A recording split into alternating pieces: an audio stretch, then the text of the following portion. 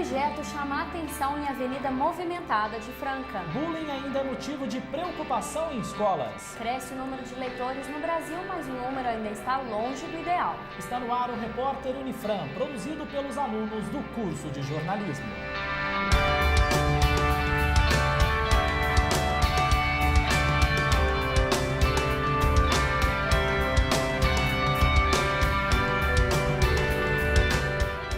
Mistério em Franca. Uma cena fora do comum chama a atenção de curiosos que passam pela Avenida Chico Júlio, na zona norte da cidade. Parece a Torre de Pisa, mas não é. Pelo menos tem uma referência forte. É torto. Este poste fica no canteiro da Avenida Integração, em Franca. E já escureceu em Franca. E numa das avenidas mais movimentadas, está aqui.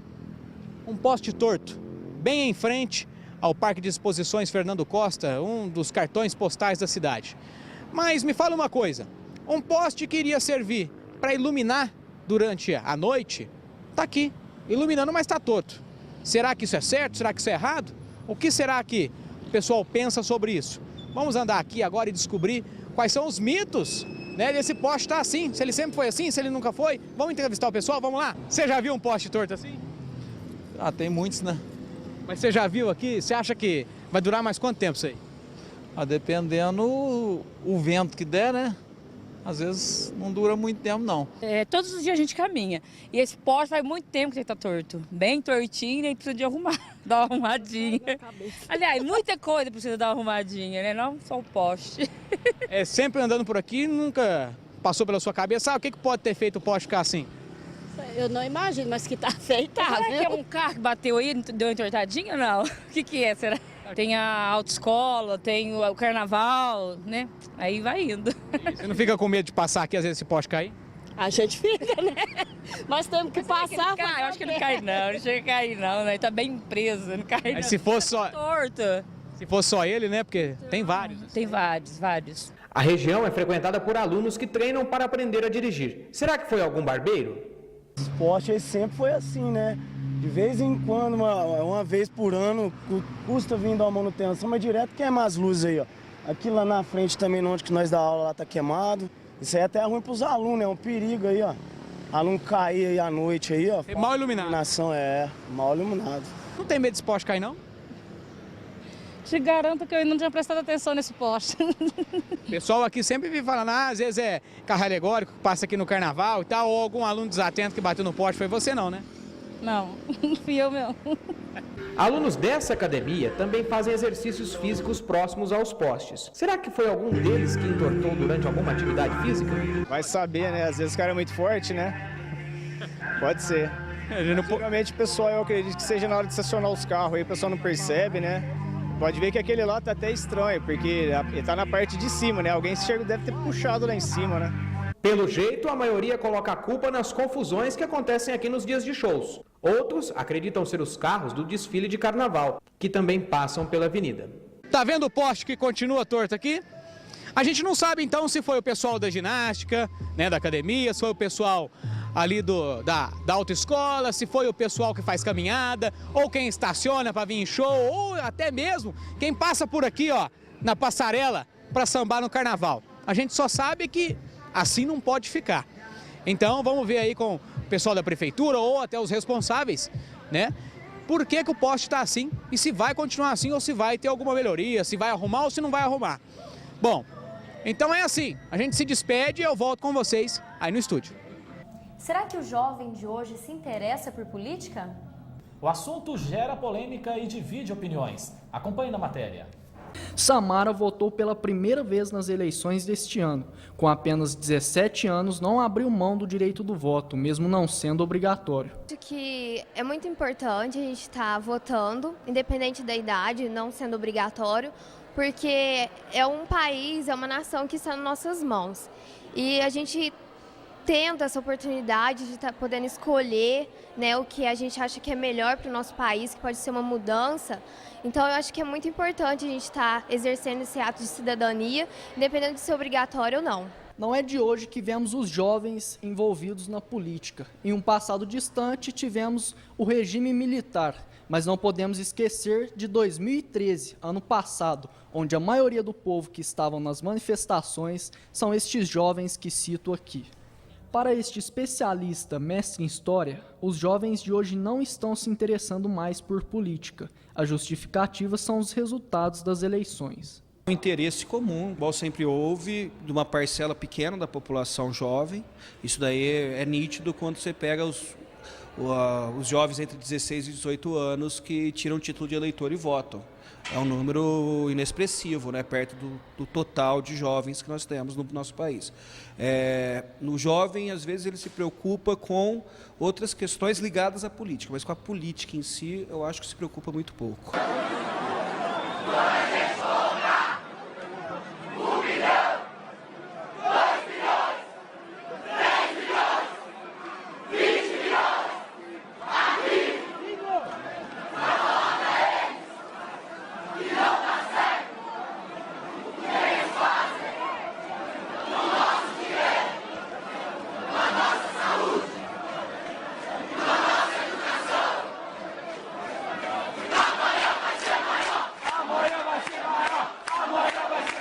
Sobre as manifestações do ano passado. Na verdade, saiu de um grupo muito ligado à política, mas quando as coisas começam a multidão, a ira, as coisas começam a evoluir dentro das manifestações, a maioria que estava lá simplesmente nem sabia porque estava ali.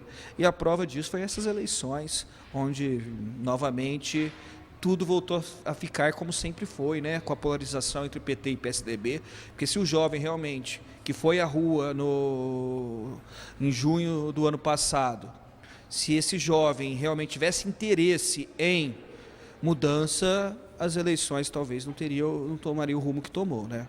Às vezes eu acho que se coloca muito peso sobre os jovens, como se eles fossem responsáveis por tudo. E não é isso.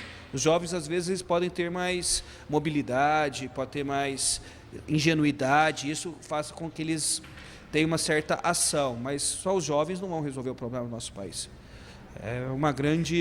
Para mim, é uma grande falácia ficar falando dos jovens, que sempre os jovens, que o futuro do país é os jovens. A gente tem que pensar no agora, e agora tem jovens, tem idosos, tem pessoas de meia idade, todo mundo tem que se preocupar com questões políticas.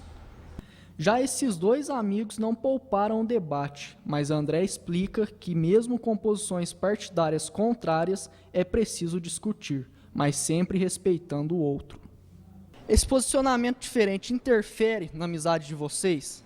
Com certeza não. Gunnar, a gente tem posicionamentos políticos diferentes, mas a política e a amizade são coisas que não devem influenciar em questão de amizade, são duas coisas diferentes. Bom, esse segundo turno deve ter sido muito complicado para vocês. Já tiveram alguma briga? Já pararam de se falar por isso? Como que foi? Conta pra gente, André. Eu acho que não, Igor. Pode em algum momento ter havido ali uma discussão um pouco mais ríspida, algo mais quente, assim, acalorado, mas não ao ponto de influenciar na amizade. Eu acho que a discussão fica ali, depois termina e a amizade continua. Até porque a política termina um dia depois da eleição, né? Pelo menos a votação. E a amizade não, a amizade continua. No próximo bloco, você vai ver que a chuva não foi suficiente em Franca e o racionamento continua. É só um instante, a gente volta já.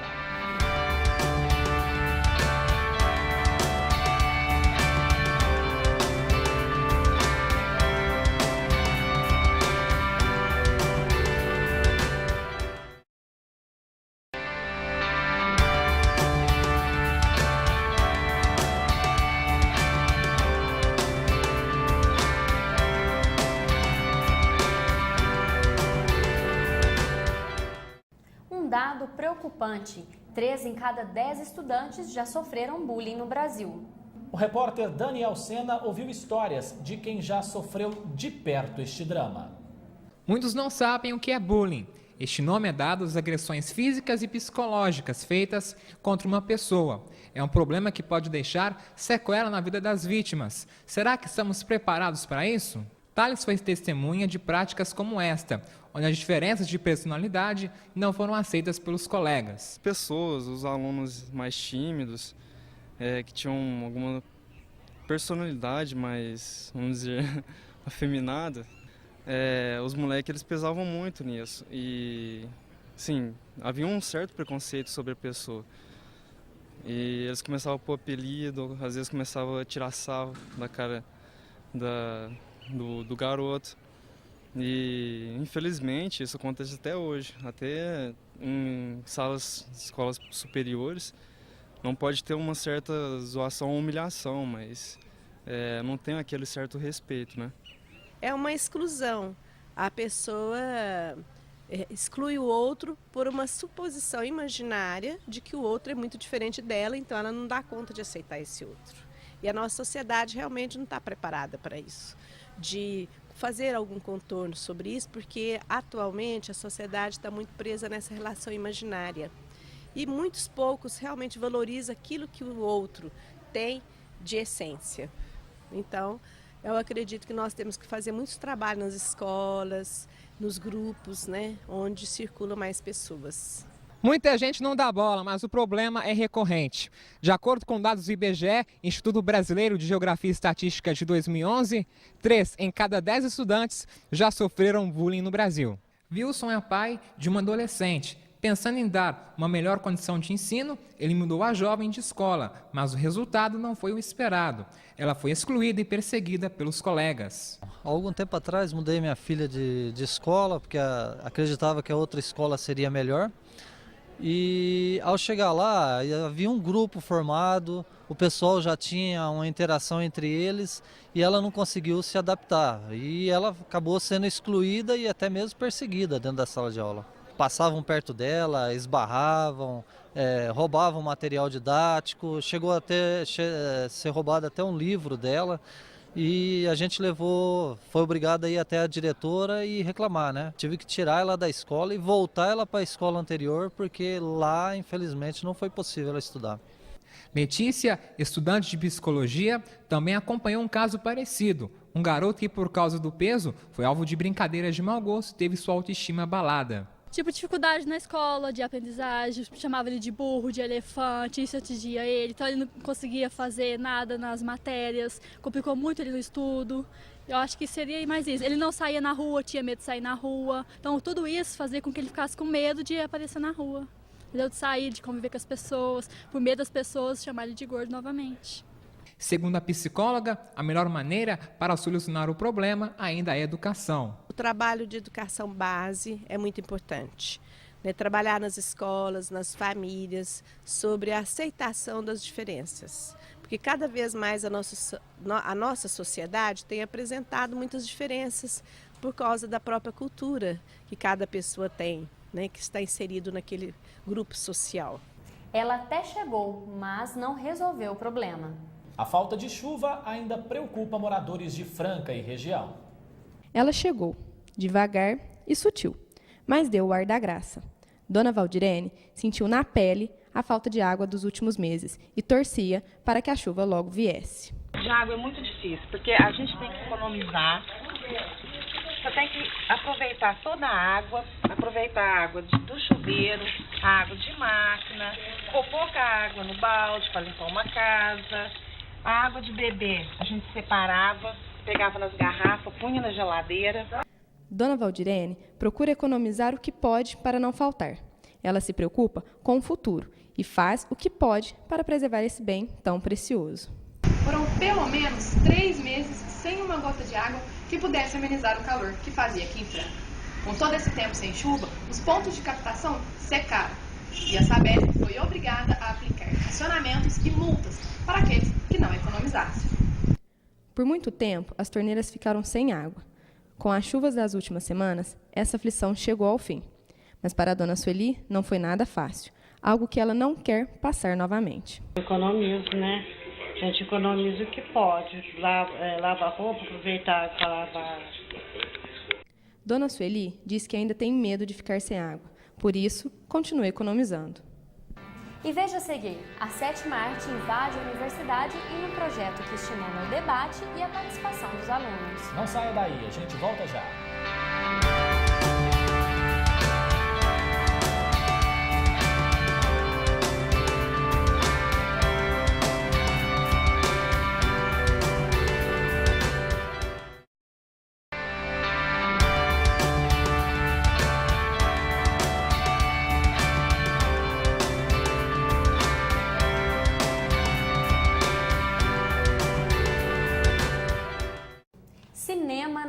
universidade. Projeto que reúne alunos do curso de comunicação levanta discussão de temas atuais e provoca reflexão. O cinema já foi considerado uma forma de manipulação. Também ganhou o título de sétima arte. Aqui na Unifran, um grupo de professores busca, através de temas polêmicos, utilizar os filmes como forma de dialética social. Todo o preparo para a sessão na NUC é feito pelos alunos e pelos professores de comunicação. O cartaz, o filme e os debatedores são escolhidos ao longo do semestre. O professor de Teoria da Comunicação, José Augusto, participa da sessão da NUC há 3 anos. Ele explica a importância que o projeto tem na formação acadêmica no aluno. E desde o princípio, a ideia do projeto é justamente mostrar filmes, principalmente documentários, do gênero documentários, no qual os alunos possam desenvolver produtos em relação a esses filmes. Então a ideia é o quê? Gerar o debate, mostrar para os alunos que o aprendizado não necessariamente precisa ficar só na sala de aula e, com isso, engrandecer a formação das turmas tanto de jornalismo quanto de publicidade e propaganda. A aluna de jornalismo, Samara Naves, gosta do NANUC, mas ressalta que alguns alunos não demonstram tanto empenho no projeto. Eu acho muito importante a sessão da NUC e os professores eles estão de parabéns porque realmente eles trabalham de maneira para deixar tudo perfeito, para que envolva totalmente os alunos, que haja essa interação entre alunos e professores. E eu acredito assim que só falta um pouco de organização por parte dos alunos em si, de estar pesquisando sobre o assunto antes de estar vindo assistir o debate, para na hora das perguntas não fazer perguntas inadequadas, mas sim que siga o tema que está sendo proposto. A sessão da NUC acontece semestralmente no Teatro do Bloco de Odontologia ou no Teatro do Júri. Se quiser tirar dúvidas ou contribuir para o projeto, mande um e-mail para o professor Douglas ou para o José Augusto. Se preferir, encontre-os aqui na Unifran diariamente no Bloco Verde. Você tem um hábito de leitura? Os números no Brasil não são tão bons. Mas essa realidade pode mudar. Na reportagem de Fernando Lima, exemplos de quem faz da leitura uma rotina. Os números mostram, os brasileiros estão lendo mais. Leio, eu foco muito na área da psicologia, acho que eu tenho até que ampliar um pouco mais, sabe? É muito bom. Eu leio de tudo um pouco, mas ultimamente eu tenho lido mais relacionado à minha área acadêmica. Mais de 3.000 livros. Esta é a quantidade que a estudante Bia Indiano já leu. Acostumada com a leitura desde a infância, ela conta como chegou a este número. Eu sempre gostei muito de ler e aqui, quando eu fiz ensino médio, a biblioteca era bem vasta, que eu fiz aqui no Objetivo, então a gente podia usar a biblioteca da Unifran. Então isso só acrescentou a minha paixão. Eu tinha mais acesso e eu comecei a ler muito. E aí eu fui descobrindo com os arquivos das carteirinhas de biblioteca que eu tinha chegado num número bem espantoso de livros lidos. E qual é esse número? Já deve ter passado dos 3.000. A jovem é um retrato do que vem acontecendo nos últimos anos no Brasil. Segundo a pesquisa do Instituto Americano Market Research World, os brasileiros leem em média 4 livros por ano, um número que ainda deixa o país bem longe dos primeiros lugares. Os indianos são os maiores leitores do mundo. Segundo a pesquisa, eles dedicam cerca de 10 horas semanais aos livros. Os brasileiros ficam em 27º lugar, atrás de países latinos, como a Venezuela, a Argentina e o México.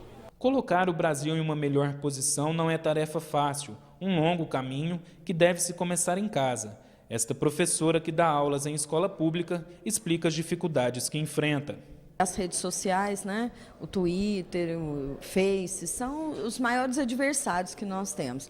Então nós precisamos aprender a aliar tudo isso para poder incentivar, tornar a leitura atrativa, para o aluno, pelo menos, querer deixar um pouquinho de lado tudo isso e ir para a leitura. Uma pessoa que lê, ela sabe conversar melhor, ela sabe se colocar melhor, ela tem mais conhecimento. Os pais devem incentivar desde o nascimento com leituras infantis, lendo para a própria criança até ela ser alfabetizada e poder então começar a caminhar nas suas próprias leituras. Hoje é possível encontrar livros a R$ 2,00 em feiras. As bibliotecas públicas e de faculdades oferecem livros para retirada gratuita. Mas para quem ainda não tem o hábito de ler com frequência, vai a dica de quem entende do assunto.